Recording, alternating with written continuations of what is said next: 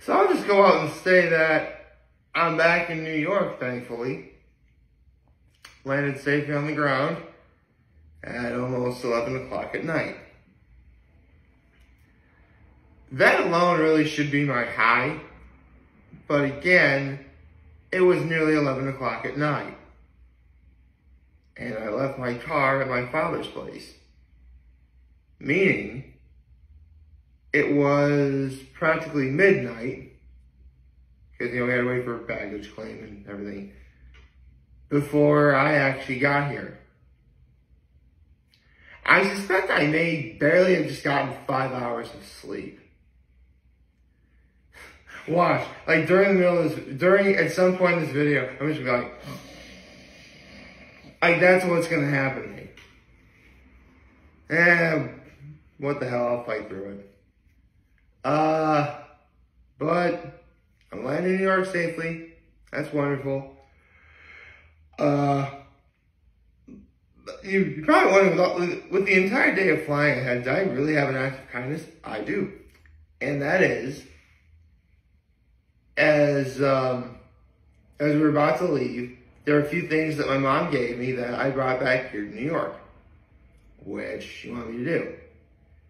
Although, again, it's 11 o'clock at night, so I couldn't actually just bring them to her house, because why do I want to waste time unpacking when I want to go home for once? So I have the stuff, but then I brought back here to New York. Although, for sure, I'm definitely going to be bringing it back to her house on the way to do with stuff. But that's where I am at the moment. So, thanks to this whole trip, I missed watermelon salad day, and I don't know. Yes, I know it's still going to be here. Although I'm not going to be able to have it today because the instant I have an opportunity to do so, I'm heading up to Hugo Lake. I miss seeing Across the Spider-Verse, which, yeah, I know, again, I could see, but I want to see it when it first came out, So do I have anything for you? Well, quite literally after I recorded yesterday's video, it was time for you to watch Hot Ones. Remember, it was 8 o'clock in Vegas, so I could watch it right away. And I also saw not one, but 2 movies yesterday on the long flight from Las Vegas to Detroit. I'll get to those in a minute. One movie, however, I really wanted to see when it came out back in 2019. The other movie, I actually had seen many times throughout the course of my life. But this will be the first time I've ever really talked about it.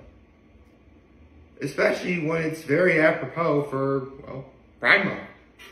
So, happy Friday and welcome to the second day of Pride Month, everyone. So, let's get to Hot Ones. Julia Louis-Dreyfus is on Hot Ones. So, she talked about what makes director Nicole Steffender such a sought-after director. Nicole Holof Center, that's what it's pronounced. And Julia Louis-Dreyfus says she has a very unique voice in film. She knows how to straddle between comedy and drama at the same time. She's great at writing dialogue. She's great at her ability for exploring relationships that are profound. She's a really great director. She talked about how back when she was at Northwestern, the Meow Show was what shaped her as a performer. For those of you who don't know, and the way that Julia Louis-Dreyfus described it as, it's a show that was born out of parody. Oh, one of those Microsoft doohickeys on my thing. Doohickeys. Can you see why I'm very tired, by the way? I can't even think of the right word for it.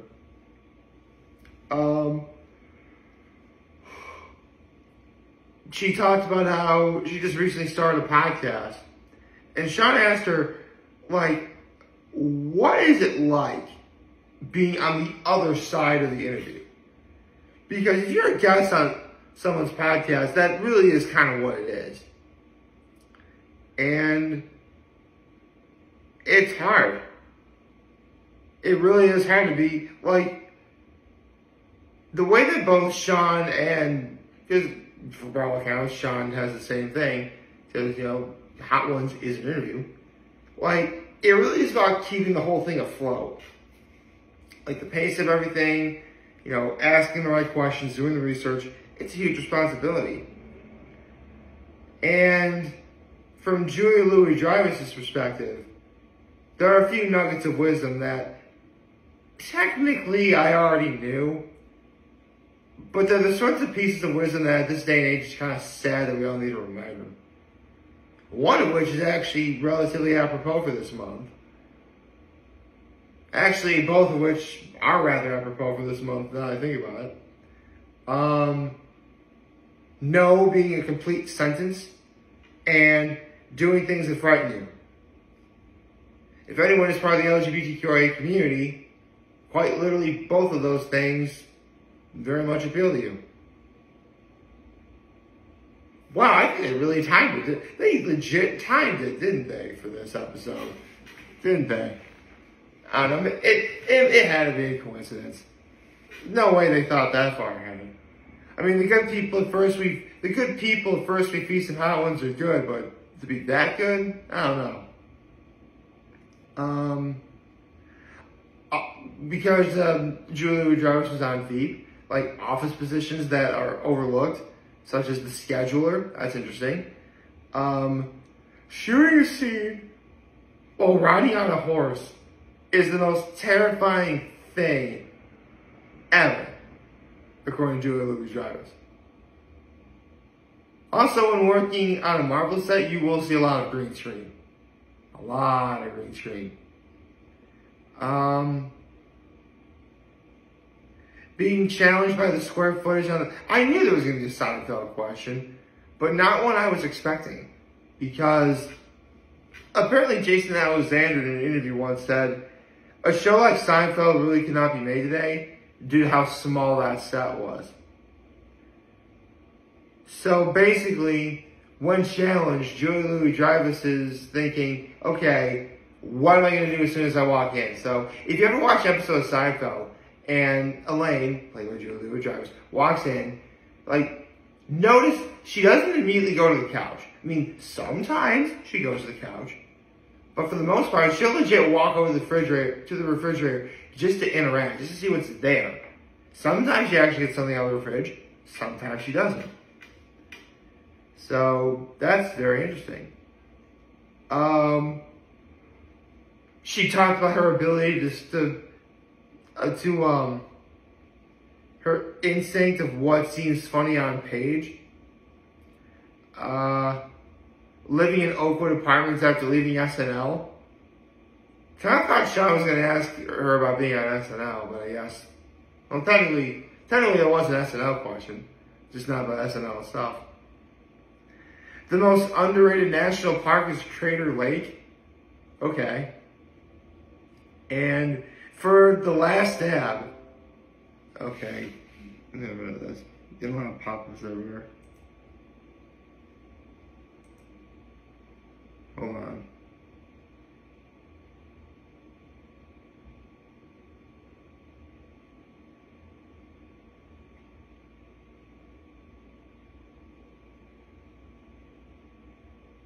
Sorry, like, I don't want these things to just pop up all the time.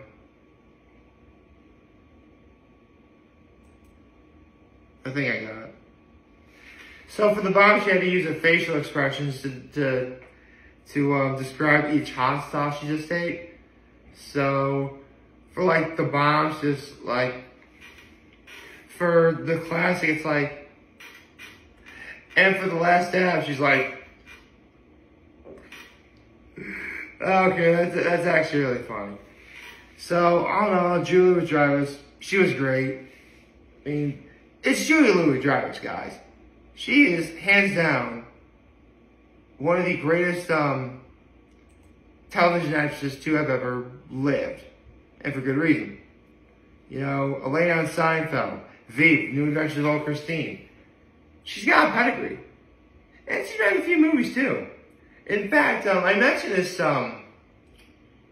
yesterday, or was it Wednesday, that I told my father she was going to be on Hot Ones. She's like, are they going to ask her about being on Christmas vacation? Which she was. She was on Christmas vacation. She was part of that snooty couple living next door. But I knew that wasn't going to be the case.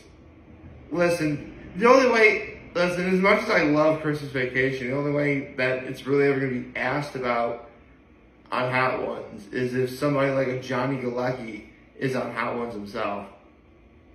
Which they could. I wouldn't mind seeing how the cast of The Big Bang Theory would do on Hot Ones. Yeah, maybe something to think about. So let's get to the two movies I saw. I'm going to have to rapid fire these because, for whatever reason, the longer the video, it won't upload for whatever reason. Especially, well, in the state of New York. Vegas really wasn't a problem. I think it's just like a New York thing. But the first movie I saw, a movie I really wanted to see on the plane, I didn't do last time on the way there, I saw on the way back, was a movie called Little Women. Which is actually based on the 1868 novel of the same name by Louisa May Alcott. It chronicles the lives of four sisters. Meg, played by Emma Watson. Joe, played by Saoirse Ronan. Amy, played by Florence Pugh. And Beth, played by Eliza Scanlon. It also features an ensemble cast. Laura Dern and Bob Odenkirk play their parents. Timothy Chalamet plays, okay, what is up with Timothy Chalamet and like being like the bad boy in movies sometimes? Because that's sometimes how he acts. He wasn't like that here, but like, okay, which one of these four sisters is he gonna be with? I gotta know. Spoiler, he ends up with Amy, Florence Pugh's character. Which, that actually does remind me, both Florence Pugh and Bob Odenkirk are both on Hot Ones. I'm sure everyone wants Timothy Chalamet to be on Hot Ones. Getting someone, I mean, Danny Radcliffe was on Hot Ones, so getting Emma Watson, that shouldn't be difficult, right? Although, let's be honest, people of my generation probably saw Little Women solely because they wanted to see Emma Watson on the big screen again. Which, okay, that's cool. For those of you who don't know, Emma Watson was Hermione in the Harry Potter movies. I'm sure there's someone out there who didn't know that. Neither Saoirse Ronan or Eliza Scanlon have been on Hot Ones yet either. They really could. Seriously, there is a chance. Like, here's the thing. When I say it's ensemble cast, I mean it's ensemble cast. Meryl Streep, Chris Cooper, Louis Garrel, James Norton, Tracy Letts. Like, they got like a lot of good people in this movie. With a 95% score on Rotten Tomatoes, it's easy to see why. Actually, come to think of it, both movies I saw on the plane both 95% Rotten Tomatoes. So, that doesn't surprise me. Basically, Little Women is sort of, I guess it can be described as, actually, you know, I have my notes right here, hold on. Okay. It's a coming-of-age period film, which is kind of like a book, but, you know, it talks about how, 7 years in the past, these four sisters were together, but the youngest, Beth, played by Eliza Scanlon, she got sick with scarlet fever, and she never really quite recovered, so she eventually dies later in the movie. But her death, in a way, brings the family all back together, because the other three sisters go on to live different lives. Joe tries to become an author. Emma Watson becomes a married woman. And Amy, okay, so one of Amy's big, I guess, character arcs is feeling inferior to Joe. Because she always comes second in, like, everything. I mentioned how Timothy Chalamet, and I'm going to call him Timothy Chalamet because it's Timothy freaking Chalamet, guys, come on. So Timothy Chalamet's character ends with, you know, Florence Pugh's character, Amy. But literally throughout the whole movie, like a good 75% is him trying to court Saoirse Ronan's character Joe. There's literally a scene where, like, listen, I've been good to you for how long now? I need to know. Like, I love you, like, stuff like that. And Joe's like, oh no, you're too good for me. It would never work. We would drive each other crazy. And he kind of goes into, like, a bit of a depression over it. To the point where, like, there's a fancy party that he goes to that technically, Amy invites him to. And keep in mind, they're in Europe because Amy is with her Aunt March, played by Meryl Streep, who's really good in the movie. Kind of like evocative of her Devil Wears Prada character. I should probably see that movie, shouldn't I? I mean, I have seen it before, but seeing it and talk about it, that'd make for a good video. And so they wind up together.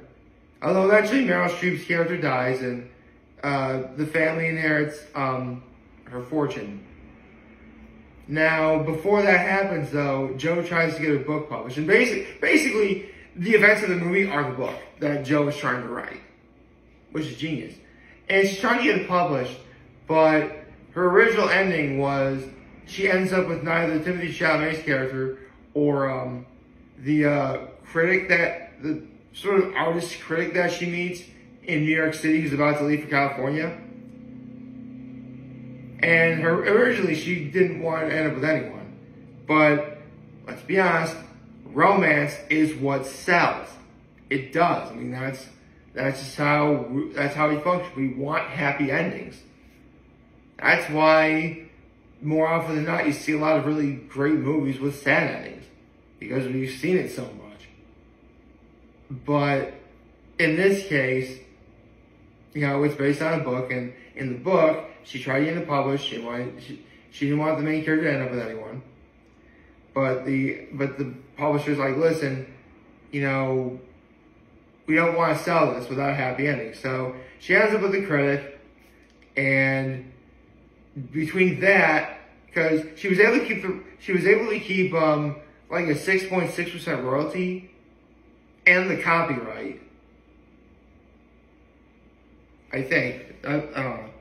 It was, yeah, copyright and royalties. So between that and Aunt March's passing, Joe inherited her big house and opened it as a school where her, Meg, and Amy, because remember Beth passed away, and Joe's husband, Bahir, I think. Yeah, Frederick. That's his name, Frederick. They all teach. And at the very end of the movie, which is probably the most meta ending for a period piece I think I've ever seen, Joe legit observed the printing of the novel Little Women. I thought it was really cool. So all the performances were great. It's a great movie, guys. It's the kind of movie where, like, I mean, technically I just gave away the ending, but I don't want to give away too much because everyone was on point in this movie in terms of performances. Like, was it nominated for Best Picture? I forget.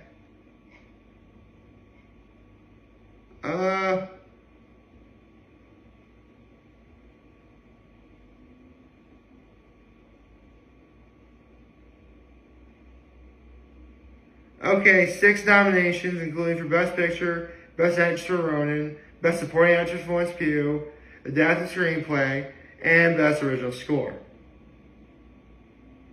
Hold on, 6, hold on. Picture, Actress, okay, and then, oh, it won for Best Costume Design, which, yeah, the costume design was really great this movie. But okay, enough about that. I gotta talk about the other movie that I saw, which is rather apropos for this month. Now, I mentioned earlier that it was a movie that I'd seen a lot when I was a kid, I really loved, but never did I ever really see this movie in order to prepare for talking about this. So, I saw the movie Babe. Yes, the movie about a little pig who becomes a sheepdog. I'm not kidding, I love this movie. Honestly, Seriously, watch that movie again. It's actually pretty good for watching during Pride Month. Because, like, in the very beginning of the movie, like, Fly, the dog, takes him in, right? And she learns from Ma, the sheep, that all dogs are bad. But, you know, Fly's not bad to him. So, Babe legit promises himself, I will never judge anyone ever. That's a good lesson. You know? Yeah, it's great to hear how bad some people are, how weird some people are. But they're not bad people. Just get to know them a little better and you're fine. That's a really great lesson for a movie like that. You know, be what you want to be. You know, yeah, there are some instances where you do have to accept the fact that the way things are is the way things are. But you don't necessarily have to live like that forever. Things change. You know? If it's not a duck that thinks it's a rooster, it's a pig that thinks it's a dog. Oh yeah, trust me. I could almost quote this whole movie. I've seen it so many times. It's that good. There's Christmas Means Carnage. Let's see. Who killed the old one? Was it Wolf or Babe? Bah ran you. Seriously. I remember like a lot of this movie. But I have to talk about the two things that really stood out to me most other than like the message.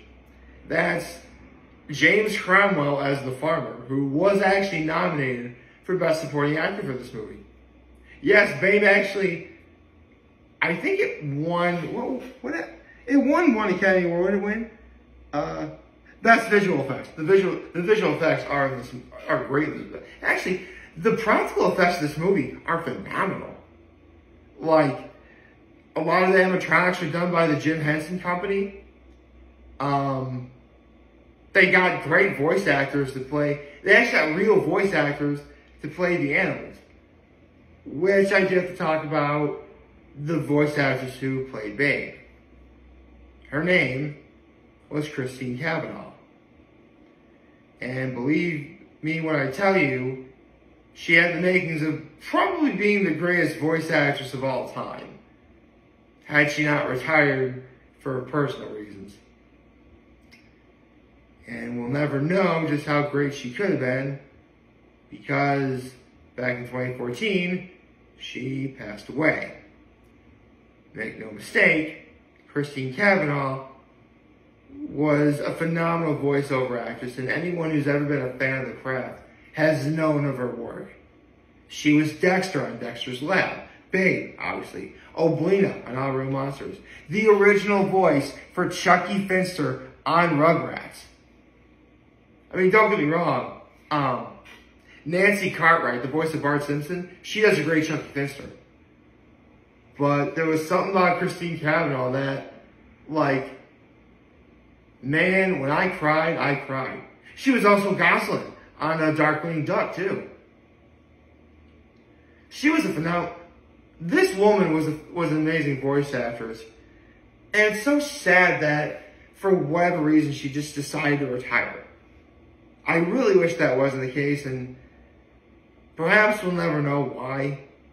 But it's great that people my age are starting to really look at the works of like the 90s and the early 2000s again. Specifically, stuff like Dexter's Lab, or Rugrats, or Babe, or in this case, Babe. Because we get to hear her again. You know, these are, by all, yeah, no, the former two were, you know, TV shows, but they're still good. Listen, there's a reason why shows like Darkwing Duck and Rugrats and Dexter's Lab have stood the test of time in terms of people going back to watch them. They're that good. And obviously it was more than just Christine Cavanaugh responsible for why those shows are good. But every character in a show needs a voice. Every character in a movie needs a voice. Whether it's live action, voiceover, or in this case, a combination of, you know, both, because that's pretty much what this was. And not to mention, for a movie like Babe, it's a great, like, she's the voice of a really great message. Don't judge people just by what you hear. You know, be a good person. You know, that's what it is. It's actually really good for this month, actually. So, yeah, Little Women and Babe. And Julia Louis Dreyfus on Hot Ones. I told you these videos are going to be huge with Hot Ones and seeing movies again. I mean, yeah, I tell you that. But yeah, I know neither one of those movies is across the Spider-Verse. But, man, they're both really good. I highly recommend you give them a watch, if you haven't already. I think Babe is on Netflix. I don't know. I hope you liked this video. If you did, like, subscribe to the YouTube channel, follow me on social media. As always, I'm very humble in this video. For all of you guys who watch the Joker name, hopefully a wonderful, wonderful, wonderful Friday. Remember, everything on the talk show, Take care and make good choices. 607 all day, baby.